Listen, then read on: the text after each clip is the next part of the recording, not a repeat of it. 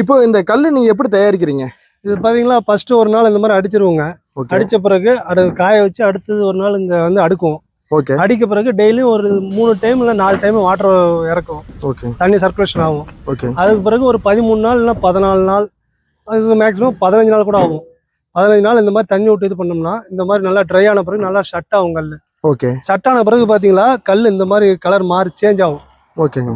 இந்த மாதிரி சேஞ்ச் ஆனிச்சுங்களா கல் நல்லா ஸ்ட்ராங்கா இருக்கும், நல்லா இதா இருக்கும். எடுத்து தட்டினாலும் உடையாது, நல்லா ஹெவியான ஒரு இதா இருக்கும். ஓகே. கல் 2 கல் தட்டி காமிங்க பார்க்கலாம். தட்டிங்களா கூட உங்களுக்கு அவ்வளவு சீக்கிரம் உடையாது. 13 நாள் 14 நாள் ஆகும்போது உங்களுக்கு உடையாது. ஓகே. சவுண்டு நல்லா கேட்கும் சட்டான கல்லா இருந்துச்சுன்னா. இல்லைன்னு வச்சுங்களா சும்மா தட்டும் போதே அந்த 1 நாள் 2 நாள் ஆன கல் சரியா சிமெண்ட் நல்லா குவாலிட்டியான சிமெண்டா இல்லாம நல்லா தண்ணி விட்டு சட்டாவாத கல்லா இருந்துச்சுன்னா சும்மா தட்டும் போது உடஞ்சி போயிடும். என்ன சிமெண்ட் யூஸ் பண்றீங்க? ராம்கோ யூஸ் பண்றாங்க. Ramco super fast. Super fast. Ramco super fast. Okay okay sir, நன்றிங்க. இருக்கிறதுலே அது வந்து குவாலிட்டியான சிமெண்ட். ஓகே. நல்லா இருக்கும். கல்லுக்கும் நல்ல ஒரு தரமான ஒரு இது. சரி, ஓகேண்ணா, தேங்க்யூ. ஓகே.